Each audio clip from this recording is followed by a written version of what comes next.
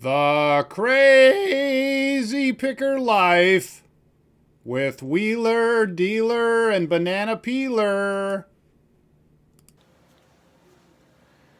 Welcome, fellow pickers and would-be adventurers. Dealer here again with the Crazy Picker Life.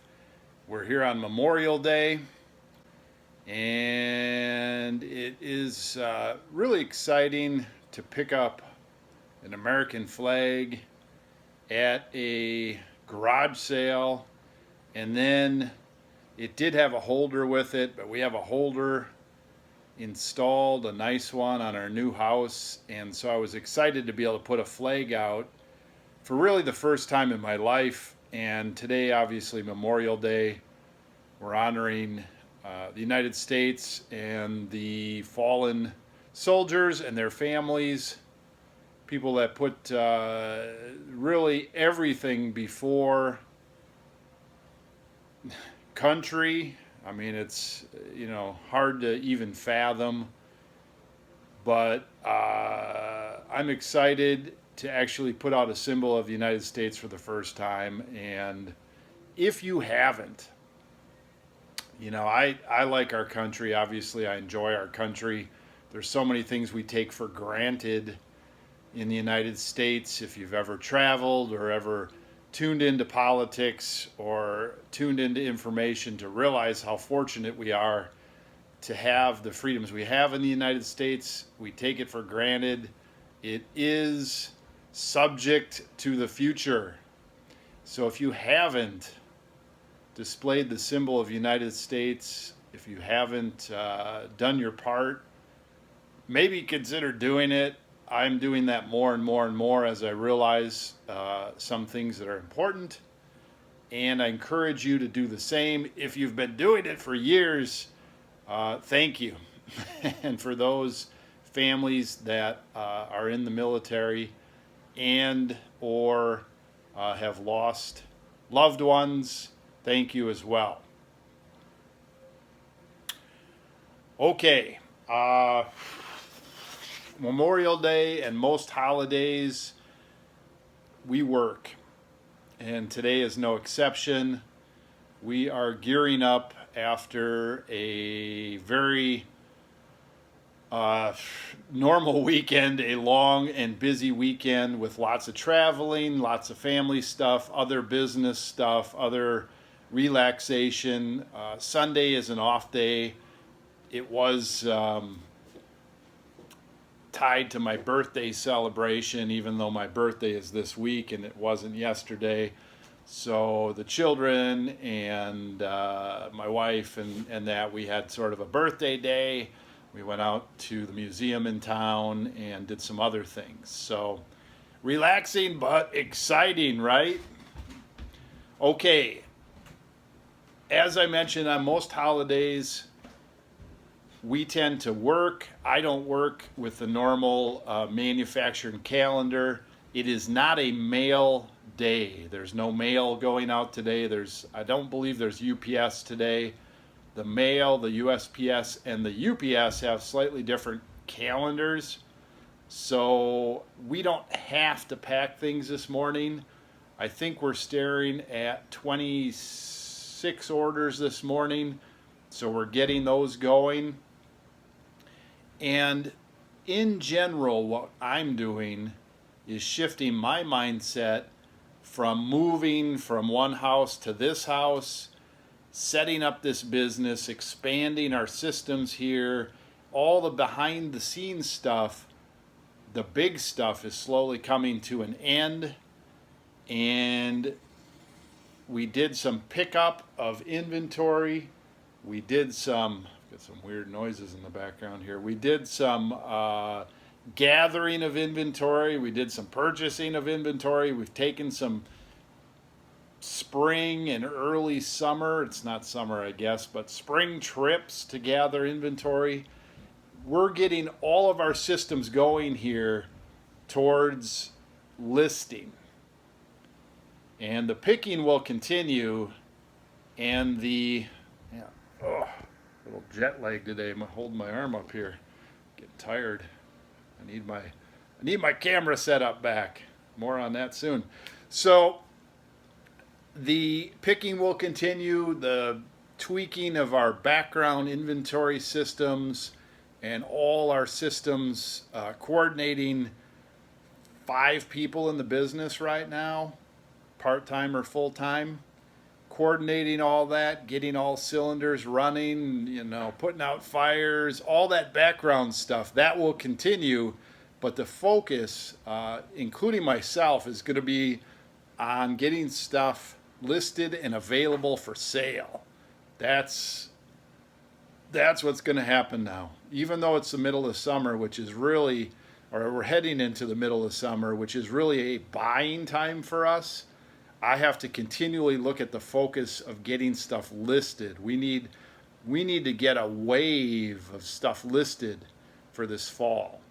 And we probably will have some sort of an in-house momentum contest going pretty soon. Probably June we'll start something, so we'll publicize that. If you haven't been along for us, we like to do promotions in-house, get everybody on the same page, get some serious listing going. So buckle down your hatches. Here it comes. All right. So phase 2 of our new inventory room, I guess, is more or less done. This is the ever-expanding camera inventory.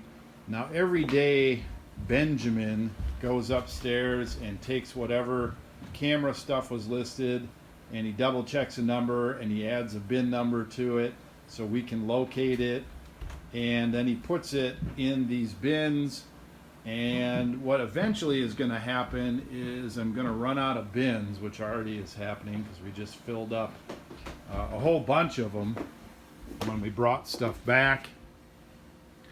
And so I'm going to have to recycle bins, but eventually I'm going to go back and have him take any bin here that doesn't have too much left in it and go back into the computer and relocate that inventory and consolidate the bins. And we haven't done any of that yet, but eventually that's going to happen. And I don't want to run out of room, so looks like I only have 2 slots here. We certainly can put more shelves here if I had them, which at this point I'm running low on shelving. I've got a few pieces of mishmash over there, and we'll have to figure that out. I've got more wall space. I've got more space in here to do this. And then you probably notice that the floor, and this came from our old house. I pulled it up. Our old basement looks terrible without this, but it was nice that all the flooring that we had previously bought, this clip together flooring, pound together flooring, fits nicely in here. And so the basement here is pretty big and it's pretty nice, but the floor is pretty jagged. This actually makes it so that it's uniform. You can drop something, you can walk on there, you can get your toe caught in that little piece. Look at that. I have to do something there, huh? We don't want to catch your toe in there. And then we ran out a little bit, and what I'll probably do on the sides there, it fit pretty nicely, and over here it overlaps a little. I'll do something like this where I just put some bits and pieces in there. It doesn't have to be perfect. We're not a retail shop. I've had a retail shop in another business years ago. I get it. Can't have somebody trip their toe over that. Can't have your underwear hanging out. All that stuff. We don't have that problem here. So more or less I got stuff off the floor, and I'm going to have to do the same thing with bin numbers and all that with the rest of our inventory. And I've got some challenges with that. Some of this stuff isn't even listed. I've got some challenges because I have to keep track of who's listing what so I can pay out bonuses and commissions and all that kind of stuff. And so I don't know exactly how I'm going to keep all this stuff separate, but that is coming. So those things, if I keep up with them, those things, if I keep up with them, I will be in good shape. However, you know, there's so many things going on, so many balls in the air. I constantly am forced to recalibrate and look at those things and stay ahead of things. It's plenty for me. And then I need to set myself a personal goal of listing a few of the higher end, the higher quality items per day. That's really what needs to happen. Okay, what's going on today? Well, Wheeler's got new stuff to list. He's putting in he's trying out a new listing system to help keep himself focused and motivated and keep the commission and bonuses that he likes to receive, keep those in place. We continually have focused him towards listing the best stuff, the best camera stuff. And so he's discarding to some other totes things that normally he would list, but they're going to filter down to me and the rest of the crew. Kate and I are going to look at some models. We're going to do a huge sort on models today to get rid of anyone that doesn't have full parts and things like that. We're going to try to get that going. Somebody peeking in here. Ben, is that you? You need a tote? Just seeing which tote number Oh, which number we're on. Okay, I was talking about you. Benjamin is doing his daily inventory shuffle. So Kate and I are going to work on models. I'll probably lay some of those out. She listed some of those over the weekend when I was gone with Wheeler, and so I need to review those listings with her. And then Banana Peeler did some listing. We're still doing some inventory removal from the camera stuff. We're trimming that inventory down after a number of years of just letting it go. And then, gosh, what else? Well, my beautiful wife Lon is home today, and we have some other things we have to still work on, like closet and freezer. That didn't happen as much on Saturdays. So, jet lag. Let's look at some other stuff. Oh, here. So this lonely table, these are IKEA tables, by the way, and they are relatively cheap. I don't know, maybe 20 bucks, something like that, 25 bucks. We have a few more of these in the garage that are kind of dusty that I'm going to put some legs on and pull down here and clean up. But I'm going to have another shoot of tables, probably 6 of them or 8 of them down here, and then we can do some projects, some sorting, all kinds of stuff down here as well. We can take some stuff from over here and bring it over here, and we don't have to bring everything upstairs and down, upstairs and down. So that's in the planning stages as well.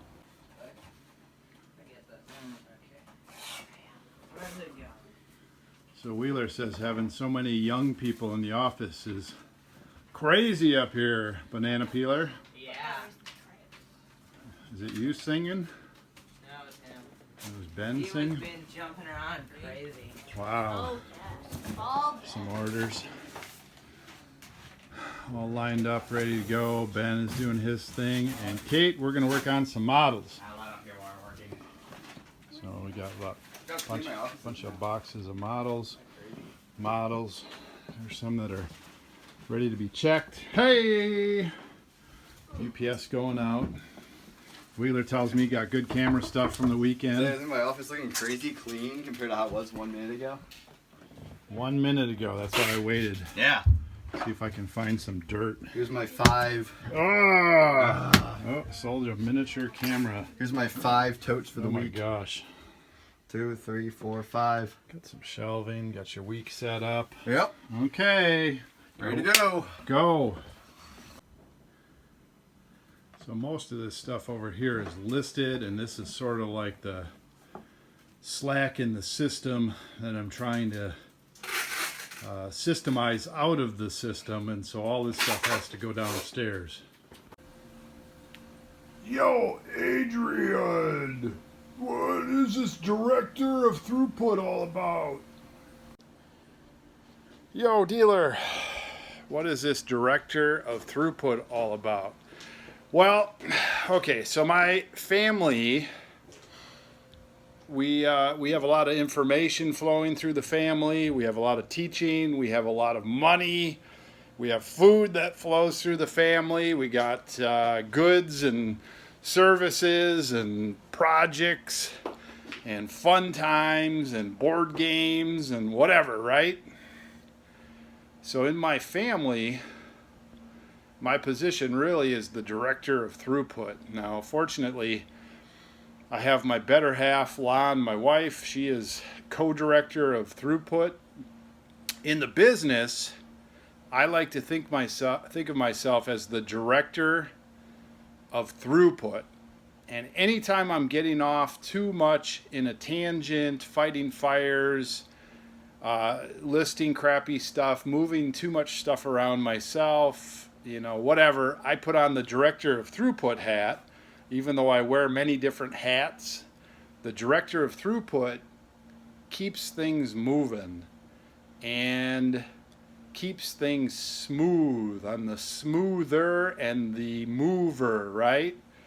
So if you grow your business and you have people that are working for you or with you, you might need to move to the director of throughput position. I think I'm going to do a whole video on that. I think it might help because it goes along, I think, with the breakaway situation where you want to break away from doing everything yourself and you want to move more towards hiring out some things or getting rid of some of your tasks so that you can focus on building your business.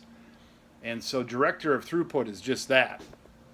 Now, there's some stuff that was upstairs, some signs and boxes. I'm going to have to find a better spot for that. And then there's all this stuff that was upstairs. That's all already listed. And then upstairs, the spot I took it from is going to be a staging area right now for models. And Banana Peeler listed some stuff over the weekend that I need to check over a little bit and then sit down with them and go through those listings painfully one by one just to help him smooth the listings a little bit and teach a little bit. Anybody can do crappy listings. Anybody can put something out there for sale, and by crappy listings, it doesn't really matter. Stuff will still sell. But if you want to get the best ranking in search results, and even more than that, here's how I think of listings. And I don't have it 100% down, but I have my own style. And I am personally not above making errors. And depending if I've had a beer when I'm listing, I'm not above my listing sounding a little wordy, okay? So I'm not claiming perfection.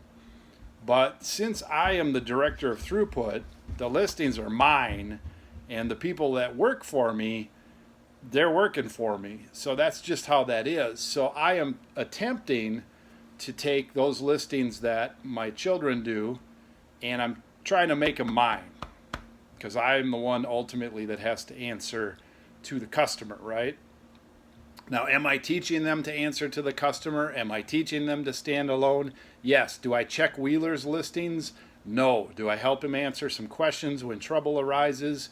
Do I have to go back and question a few things here, there, and everywhere? Do we have discussions continually about how to list items and the excitement and all that? Yes. So Wheeler is a whole different ball game. He's an independent contractor. However, we are still in communication. Okay, so back to the listings. When somebody, a customer, a potential customer arrives at my listing, I want them to see it through the pictures. I want them to be able to read about it in the description. And I don't want any red flags or yellow flags if there's a match. In other words, if this customer is the right person for this product, it's in the condition they want, it's the product they want, it fits their needs, it fits their dimensions, it fits their price, I don't want anything in that listing to make them go to the next listing. I want them to buy it now. And so that's mostly what I work with Banana Peeler and Kate on removing those red flags and yellow flags. If there's a match between my product and the customer, I want them to buy it. If there's not a match, I'm not there to sell them. I want the right match. I want a win-win. I want to get my product to the right person, but I don't want any snags to sink that and to make them go to the next one. Okay.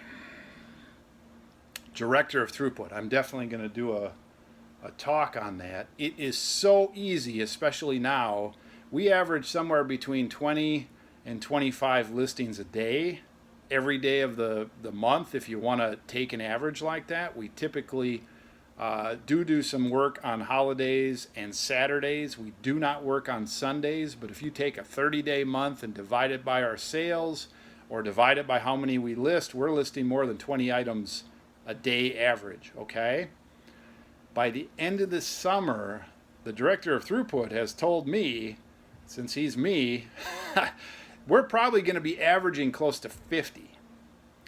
And that is a lot. That is an increase. And so this big wave of activity that's coming, the director of throughput can get sidetracked.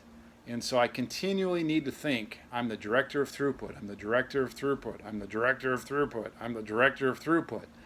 And then I keep doing things like, hey, Benjamin, come sweep the inventory room here, please. And hey, guys, help me unload the van. And hey, Wheeler, will you go buy this at the hardware store when you're out there? And on and on and on. So the director of throughput is starting to learn to delegate. Thank goodness, because it would wear me out. I'm no spring chicken. Whew. Okay, this video is getting long. Good but long, long but good. Loser symbol, I don't know. Can't keep up with it all. Good, long. Okay, so banana peeler packed a whole bunch of orders. How many did you pack? 19, I think. Okay, so 19 out of 20, quick math, 5 plus 19, 24 items. Banana peeler packs 19 of them. These are 3 that came through from sort of the waft of some of the stuff that I've been able to squeeze out. And Kate was in on this one. We haven't been able to do as much in the last 3-4 months. So still pumping out these games. That's really what I wanted to show here. That's a Nintendo game, sealed. Sold for $247. That's GoldenEye, the Player's Choice one. And a lot of people, when I listed these games out, they said, let's just look at that, $20 for an untested Simpson, 100 plus bucks for the thermometer, $300 for a lens, and that's just one that we packed together.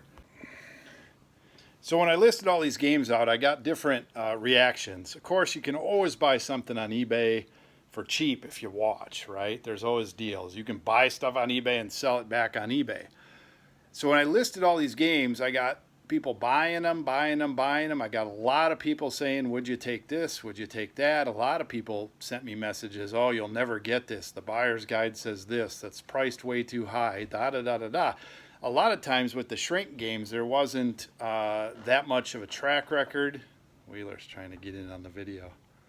No, I just had a thing that was not video related. Uh-oh.